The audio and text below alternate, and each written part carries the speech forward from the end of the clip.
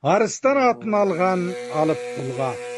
Өлеңді жазып назарларыңызға ұсынған Құнанбай Жиенұлы. Сыбызғыда Бейлқан Қалиақбарұлы. Жер шарының бетінде ізі қалған, қатпарланған тарихта ісі арман, қайран қазақ басынан не өтпеді, боздақтары қырылып, азы қалған. Байды өткен, батырды өткен шешені де, ел бастаған Оспандай көсеміде, қаранарды көтерген алып күш бар. Аңыз болып қалады ол ел есінде. Болып бен орыс мұңғыл тауларында, барып бен байын өлгі аймағына, 1912-нің сәтті күні дүниеге ол келді жаза атыр жайлауында. Бейсенбі қарапайым шаруа болған, орысшақ мұңғылынан айдау көрген, зобалаңдыл өмір есігін ашқан ұлдың есімін айдау бай деп содан қойған. Алтайдың тауларынан асқан қазақ, өткізген талай-талай бастан азап, орта жүз абақ керей рулары көшімі мұңғыл жерін мекен табат. Айдекең ақылды боп өскен дейді, қаратқан бір өзіне сонда келді, 2 метр бойы бар құрыш дене бермеген ортасында орын көрді. Дауысы нартылғаның назағайдай, көтеріп ап дегенде жүк тұстаудай, бетпе-бет кезіккенді оңдырмай-ақ, құлатат жерге оны бейне баудай. Ғашық боп елдің оған қиғашқасы, домалап тұрды өрге оның тасы, күресті аспен тойда бас жылдалып, өседі қорасында малдың басы. Өлкөсі байын өлгі өрісіген, есімін Айдекеңнің білмейтінген, аймақта атағынан атырықпен, екі құлаш тартқан болып деген. Кенеттен қошын тойы басталады, Моңғолдың тіл балуаны бапталады. Оны естіп қазақ жағы алаң болып, Айдаужан тым жас қой деп сақтанады. Бас қосат ел ішінде сөзді оғар, жоқ шығар Айдаужанға болар сыңар. Ел намысы ер жігіт деген сөз бар, жас алып, бағы жанып оны жығар. Жас жігіт көзі отпай жалпылдады, Моңғолдың пілбалваны жақындады. Буырасан дойлғара жер басқанда, қара жер салмағынан солқылдады. Айдаужан 18-ге шыққан жасы, қазақ жақ тілді көріп қатты састы. Мерт қылып жас баланы тастайма деп, төгілді талайлардан көздің жасы. Піл деген мұңғылдардың қойған аты, оқсайды пілге оның сыртқы заты. Көргенде қазақтың ол жас баласын, ақмақ деген сөзді айтып қалды. Айдекең бұлтақ қасап ұстатпады, бейне бір ойнағандай қылжақтады. Ырсылдаған анапыл жерден уыз топырақ ап, көзіне Айдаужанның шашып қалды. Бір сілкіп басын Айдау тұра қалды. Жұрт біткен осы кезде тына қалды. Әккінің бұладысын көрген жігіт шаптан алып оны жерге құлатады. Пілатын жамылған ол жеңіледі, көрген ел оны тегіс аңырады. Жайындай суда жатқан серейген ол сойыл бойы жатқанынан тұра алмады. Моңғол жақ сағысынып тарай берді, Қазекең мақтанышпен қала берді.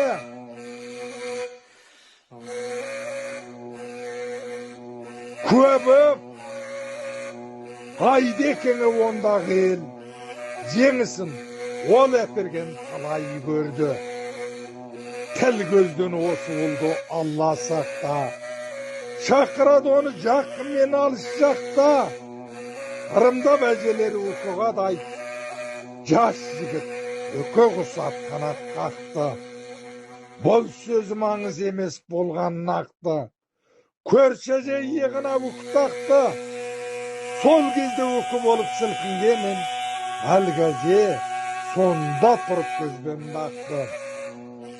Айдекең қызыл қолмен қасқыр алған, атын жеген қасқырды ол тақымдаған.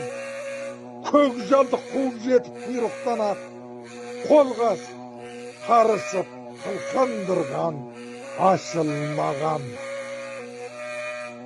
Арада тағы талай жылдар өтті. Тамсандырып жүріп сол сонда көпті. Тілді жыққан атағы асқақталып, жыртқыш жанда секемап түнде жортты. Байын өлгей аймақтың құрылған бір жылдығында көз жетпей жиналған ел шоғырына тойға келген 28 балуандардың қоп өзен келмейтіндей тобығына. Моңғолдар тауысқандай бәрін жығып, тұрғандай күш иесі бағындырып, соңы боп өгіз балуан шыққан кезде көрінді Айдекең деп елін бұғып. Теңселіп өгіз балуан тұра алмады, ел сулап абылайлап ұрандады. Моңғолдың жер тарпыған өгіз елін атылып сой желкеден бір ақ ұрды. Бәйтерек құлағандай дауыс шықты. Шұңқырға жері шақтай басын тықты. Оңбай ерігі жерге құлаған өгіз балуан біле алмай не болғанын өзі боқты. Арыстан атын сонда алған дейді. Тоқтатқанда көрінді аққан селді. Өкілі арыстанды жығу деген, мен деген балуанға арман болды. Арыстан жас кезінде сері болған, күміс белбеу айчықты ері болған, жүйрікпенен жорғаны таңдап мінген, жолдасы қос көк бөрі пері болған. Сол елде Әмза деген әулие өткен. Жететін жұртта қалып бұрын көшкен. Сол әулие өлерінде арыстанға жүгіңді ойнақ салған қос көк пері киің деген. Моңғолда күрес болса іркілмеген, желкелеп талайларды ол сілкілеген. Бойында ер Жәнібек аруағы бар, жамбасы қара жерге бір тимеген.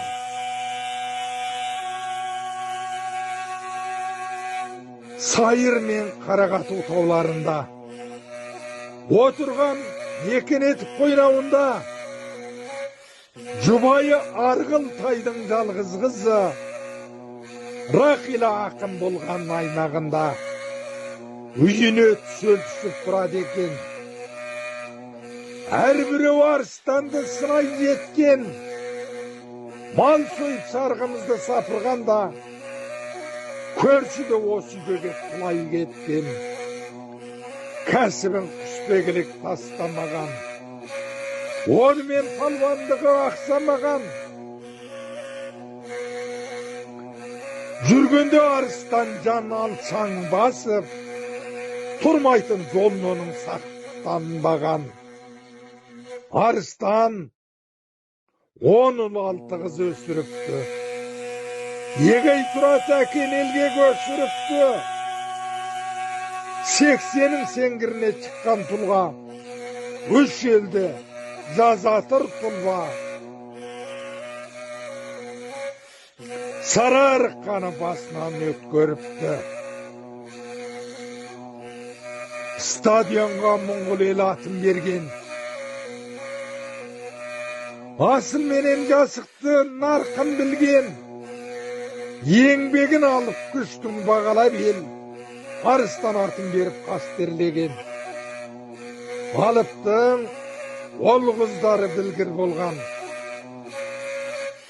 Қызы құндыз ұлдары бір-бір арман. Ел мен жұрттың батасын алып ылғай, жаралғандай көрінеді нағыз ардан. Тұратқа ілес алмай жолда қалман. Телеуидения инженерінің бірі болған. Аңқылдаған ақбейіл осы Тұрат. Кәсіби ортасында бүлгі болған. Келіне Нартұлғаның Назгүл доктор. Ғылыммен шұғылданады, елде жоқтыр. Атасының батасы тиген шығар. Назгүлдей ғалым әйел елге бақ бір.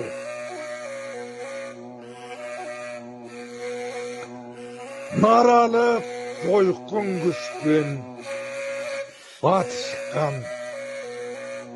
Талайды боз күлемде шалып жыққан. Еліне аңыз болған осы бір жан. Еліне аңыз болған осы бір жан. Қазаққа келешекте талай мақтан.